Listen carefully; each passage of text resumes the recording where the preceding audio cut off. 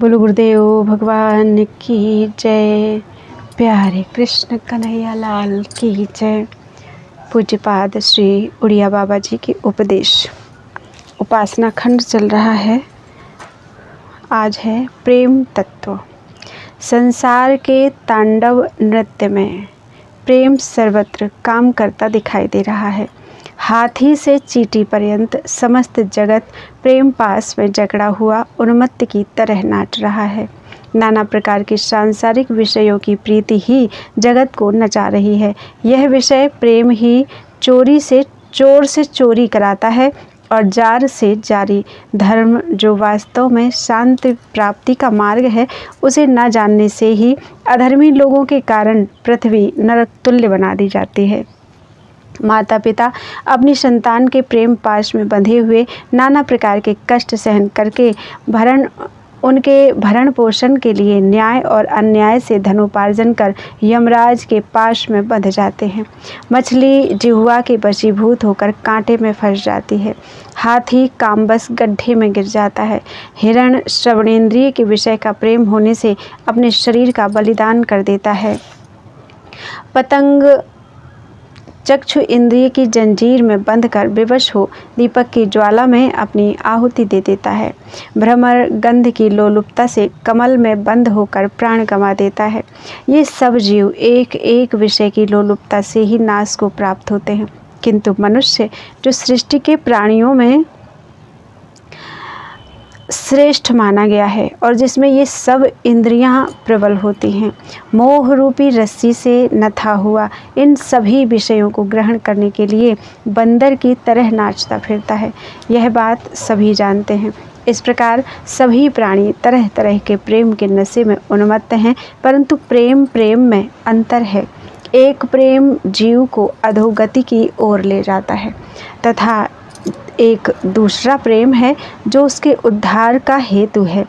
एक के कारण जीव सदैव दुख भोगता है तथा दूसरा उसे मुक्त कराकर आनंद की गोद में बिठा देता है।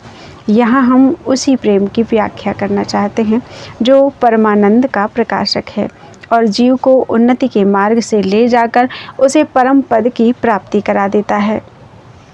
संसार के सभी पदार्थ क्षणभंगुर हैं, इनमें प्रेम भी निमेष मात्र का ही है। वस्तु का नाश होते ही प्रेम का भी नाश हो जाता है, परंतु वही प्रेम यदि किसी अविनाशी वस्तु में लग जाए तो नित्य सुख की प्राप्ति करा देता है। वह नित्य सुख केवल अखंड सच्चिदानंद घन परमात्मा ही हैं, जिनकी माया से इस संसार की उत्पत्ति हुई है और जो स्वयं इस माया के घूंघट में एक सुंदरी स्त्री की भांति छिपा हुआ है। प्रेमी तो उस अचिंत सौंदर्य का ही चकोर है। वह जब तक इस घूंघट को हटाकर चंद्रमा को लजाने वाली उस अनुपम ज्योति का साक्षात्कार नहीं कर लेता, उसे धैर्य कहाँ हो सकता है। यही भगवत प्रेम है। यह प्रेम क्या वस्तु है, कुछ स्पष्ट नहीं कहा जा सकता, क्योंकि वह अनुभव गम्य है। गूंगे के गुड़ की तरह उसके रस के स्वाद का वर्णन नहीं हो सकता है। केवल इतना ही इंगित किया जा सकता है कि यह हृदय का भाव है जो प्रेमी को प्यारे से मिला देता है तथा बीच का पर्दा हटाकर परमात्मा का साक्षात्कार करा देता है। उस अभीष्ट मिलन से अद्भुत आनंद की सीमा नहीं रहती। सब सांसारिक पदार्थ उस अवर्णनीय आनंद के आगे तुच्छ प्रतीत होने लगते हैं। स्वार्थ और अहंकार उसके शत्रु हैं। सच्चा प्रेम निस्वार्थ होता है। जिसमें स्वार्थ है वह प्रीति विषैली है, चिरस्थायी नहीं, क्योंकि जब स्वार्थ की पूर्ति हुई कि प्रीति भी चली गई। यही पार्थिव प्रेम है, परंतु भगवत प्रेम कुछ न्यारी वस्तु है। उसमें स्वार्थ की छाया भी नहीं होती, केवल प्यारे के दर्शन की लालसा रहती है। प्यारे का वियोग होने पर जीवन भार मालूम होता है, चित्त अशांत और विह्वल रहता है तथा सब वस्तुएं जो पहले सुखदायी जान पड़ती थी वे दुखदायी प्रतीत होती। धन, परिवार, इष्ट मित्र आदि सब विघ्न रूप दिखाई देते हैं। यहाँ तक कि अपना शरीर भी जो सभी सांसारिक पदार्थों से अधिक प्रिय है, अपने प्यारे के वियोग में फांटा सा चुभता है। कांटा से चुभता है। प्रेमी को तो प्रियतम से मिलना है, बिना मिलन के जीना भी दुर्लभ है। जब ऐसी बेहुलता बढ़ जाती है तो प्यारे को हठात खींच लाती है, फिर दूर रह ही नहीं सकते।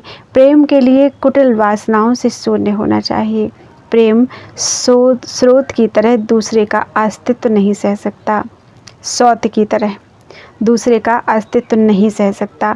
यदि वह प्रबल हुआ तो सारी वासनाओं को भगा देता है, नहीं तो परास्त होकर स्वयं ही हृदय मंदिर को छोड़कर चला जाता है।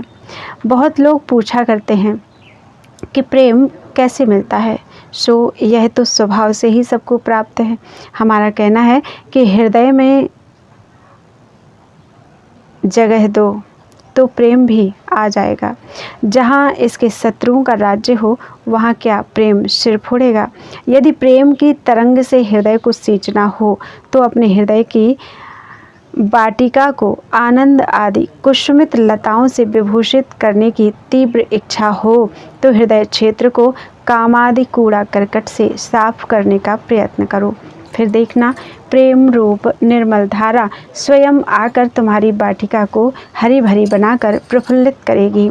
बस फिर इस प्रेम धारा में नित्य स्नान करते हुए आनंद का अनुभव करते रहना।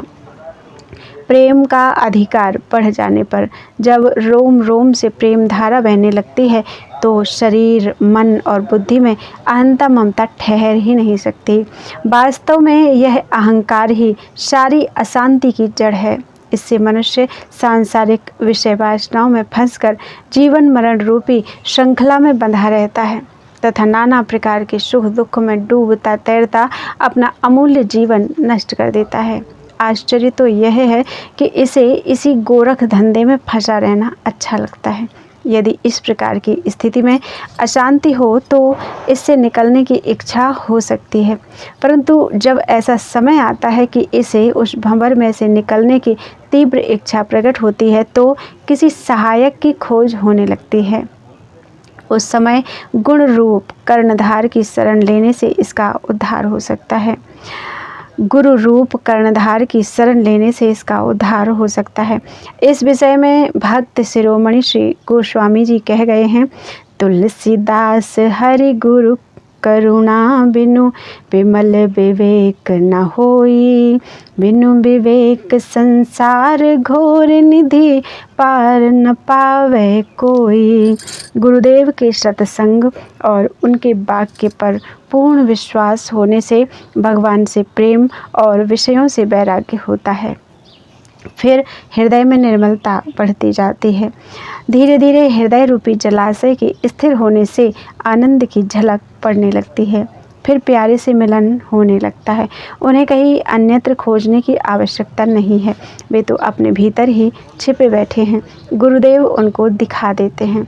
इसीलिए तो गुरुदेव गोविंद से भी बड़े हैं, क्योंकि गोविंद अपने को छिपाते हैं और गुरु उनको प्रकट कराते हैं। गुरु के सहारे जब प्रेम पथिक भगवान की ओर कटिबद्ध होता है, सब चिंताएं छोड़कर बस श्याम सुंदर की खोज में तत्पर हो जाता है, तो फिर वे छिपे नहीं रह सकते। लगन चाहिए, बेहुलता चाहिए। जैसे डूबते हुए को श्वास भर वायु की इच्छा होती है, ऐसे ही जब सब पदार्थों से हटकर उनके वियोग में चित्त विह्वल हो जाता है तब कहीं उनकी झलक दिखाई पड़ती है। प्रेम मार्ग ज्ञान मार्ग की अपेक्षा सरस एवं सुमधुर है। इसमें बुद्धि की तीव्रता और बाल की खाल निकालने की आवश्यकता नहीं, केवल हृदय शुद्ध और कोमल होना चाहिए। विशाल भी ऐसा हो कि उसमें विश्व प्रेम समा सके। भक्त के लिए तो समस्त जगत भगवान का रूप ही है, जैसे कि कहा है, सिय राम मैं सब जग जानी, करहूँ प्रणाम जोर जुग पानी, जित देखूं तित श्याम। बोलो वृंदावन बिहारी लाल की जय।